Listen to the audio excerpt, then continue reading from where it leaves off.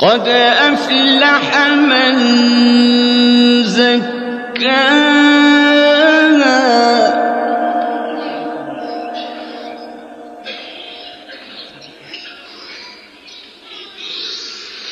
وقد خاب من دساها كذبت ثمود بطغواها إذ انبعث أشقاها